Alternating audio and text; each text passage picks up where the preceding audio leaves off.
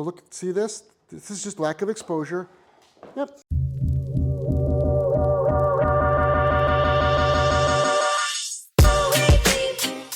Hey everybody, Jeff Gelman of Solid Canine Training with a 6-month-old American Bulldog. This dog has no training, but lots of energy. This dog pulls, jumps, wiggles, but also is a little bit nervous and skittish. I wouldn't say a lot, I would just say a little. Outside environmentals definitely make the dog nervous. That's likely due to just lack of exposure. The dog lives with 3 other dogs, all the same breed. So this is the youngest one. She's a rough player, no aggression, 6-month-old, that would be unlikely to see anyway. Overly excited and nervous. So when you have a dog like this that's overly excited, everything, just trying to put equipment on the dog, it's a wiggle worm, having it just move from point A to point B, it's a lot of wiggling around and jumping around. You actually don't want to use a food protocol. As a family pet dog trainer, we want this dog actually to learn how to be calm, level-headed, work through obedience, work through problems, do problem solving, do tasks in a calm manner. So the best thing we can do is slow everything down. So right before the camera went on, she was like, "This is great!" Like all celebrating in a way. And I'm like, knock it off with a firm leash pop. Let's clarify one thing real well. I've been doing this for 2 decades. A prong collar is the best tool for almost every dog, and if you watch our videos, you'll see that most dogs get trained with slip leads. But for someone that is struggling with their dog, put a prong collar on your dog. All the narratives, every one of them, that it makes a dog fearful and nervous are lies. Remember, anyone that ever says that, how many dogs have they trained on the tool? Because we train thousands of dogs on the tool, and we've never seen that happen, ever. Ever.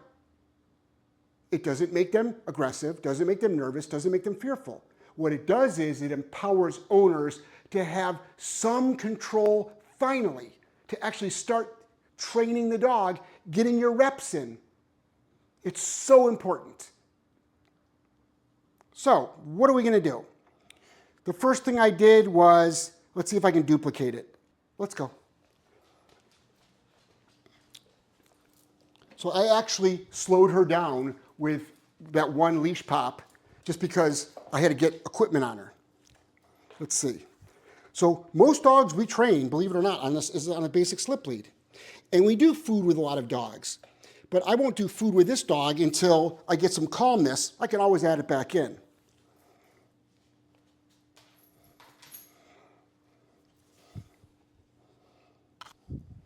So I have to be careful about my physical touch as well. But knowing that she's a little bit nervous, she came in yesterday.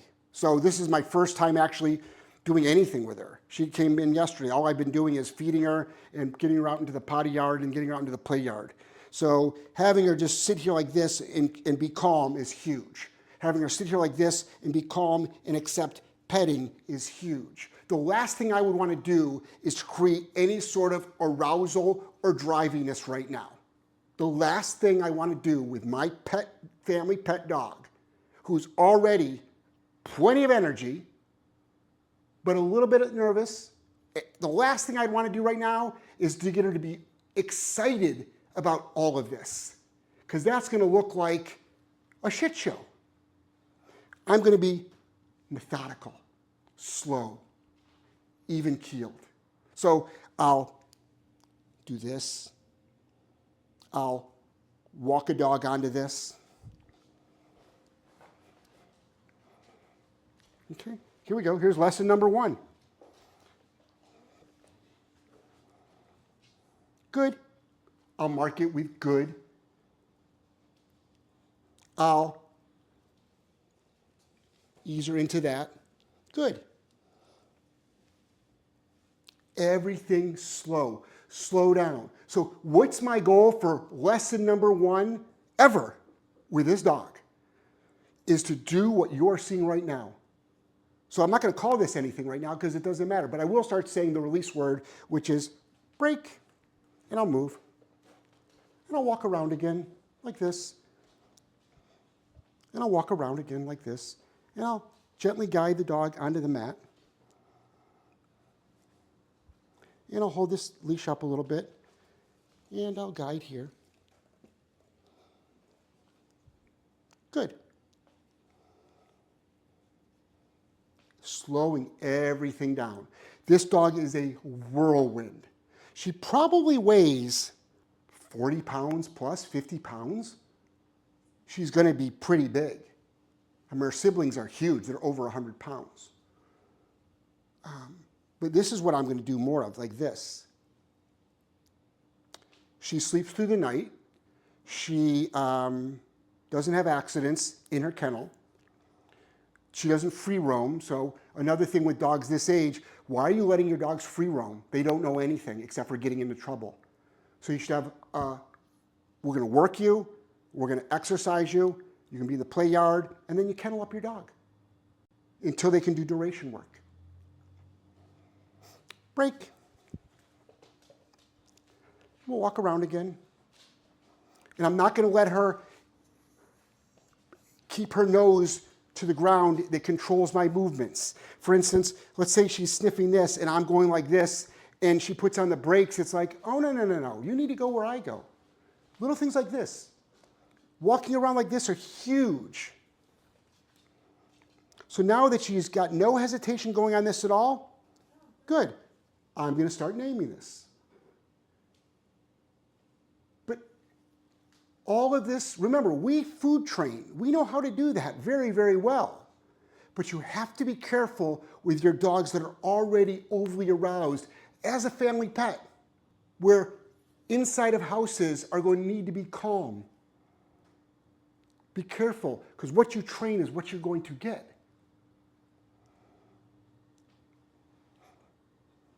And again, we know that once a dog is in a sit, we want them to stay there. I'm just going to guide her back into it. Get her really comfortable being in that position. Eventually, our position for the placemat is actually a default down. We'll do that in a couple days. Break. So now, my first ever command with this dog, which I'll give it a word, I haven't given this dog any commands at all other than release to eat. That's it, the food bowl, because we default wait for dogs to eat. Now, this dog is 6 months old. You can do this training at 12, 14 weeks old. The exact same thing. Slip lead on, the exact same thing. If they're all wiggly, you can give them just a leash pop with a slip lead. You can use a bonker, which is a wrapped up cotton towel. You can use a bonker, no, boom. You can do that with your puppy. All the things you've heard, we who are in the trenches doing it have never seen it manifest. Any negativity from that at all. All we see a dog go is, oh, okay, so you want me to work? Place.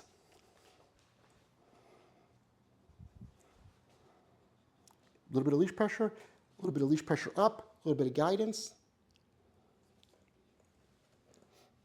Good. So let me just do a couple more reps. So hold on. So Joelle is about to bring me a chair because I want to sit down and talk to all of you about some philosophy. And that's, whoa, what was that? Stop saying, it's okay. Don't say anything right now. Break. So I'll just do a couple more reps of place.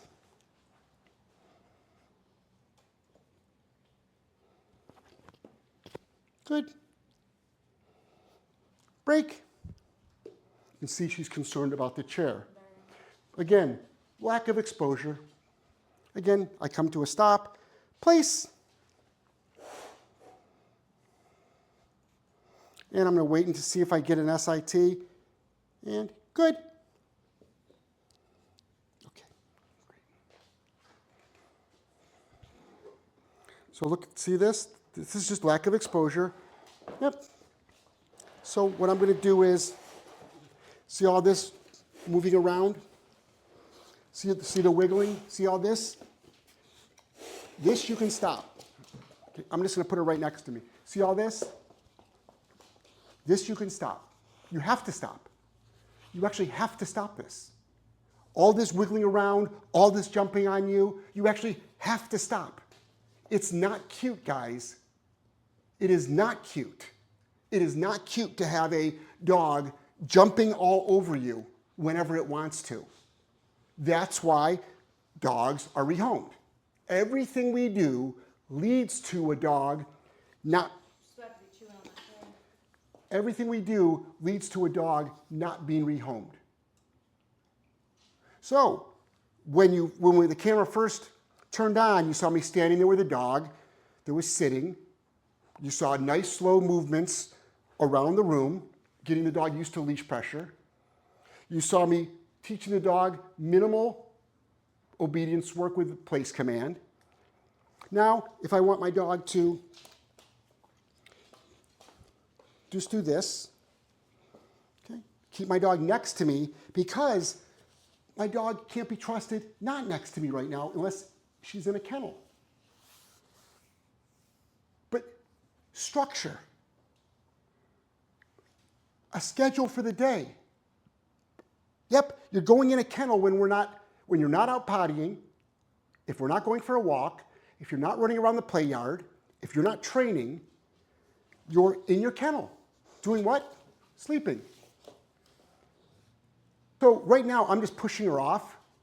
I could have said no first, but it's not down. Down is going to be an obedience command. The command will be off. But you can always just say no. And again, I'm going to do my best to get her to resemble some calmness next to me. And I'm not going to lure her into a sit like everybody else is doing.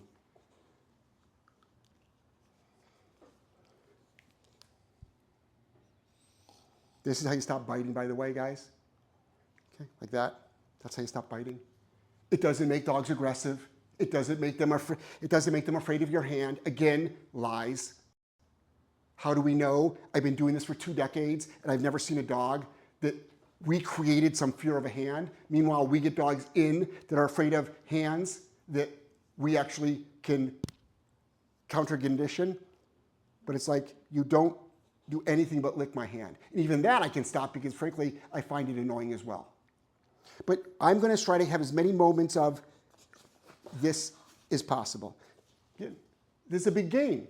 So if you don't correct that, guess what that turns into? You're eating a sandwich, dog snaps out of your hand. You've got something in your hand important, or not important, but it's something that belongs to you in your hand. Dog lunges for it. So you can have a 100-pound dog that's play biting.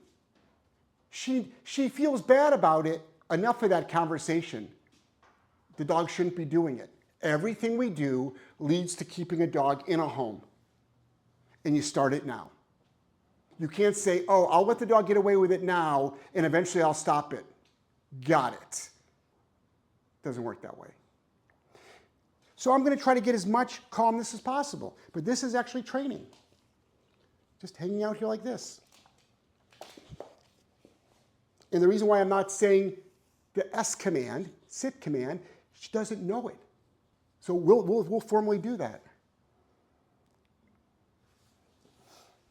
Place, but this we started working on. Good.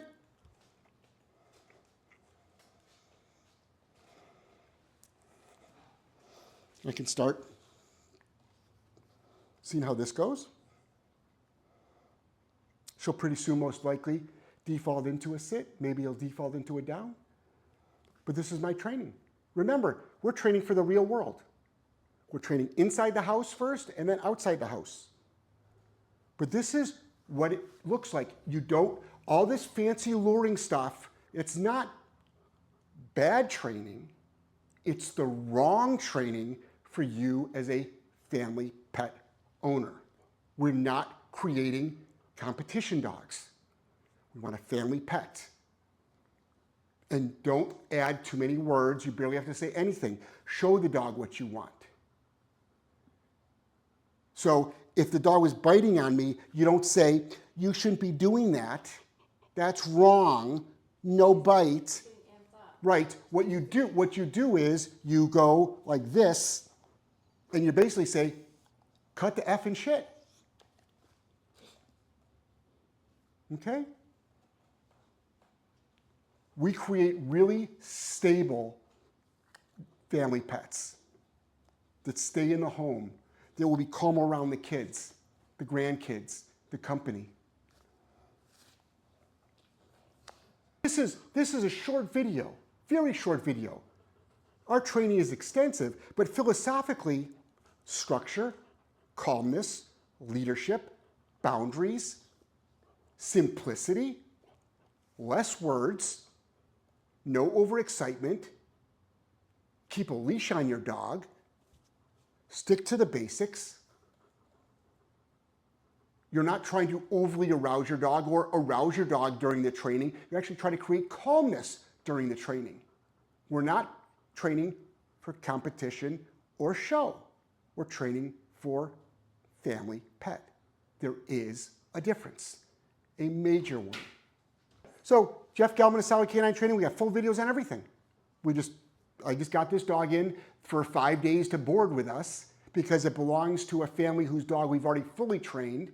And I'm like, why not make a nice little video with this out of control, drivey, but slightly nervous, fearful dog? I'm like, this is how it starts. Because without structure, you'd have a dog that's like all over the place. We have something called the community. It's an online membership program where many of our courses are in there, enough for you to be highly successful. It comes with online coaching. It comes with an online forum where everybody wants you to win.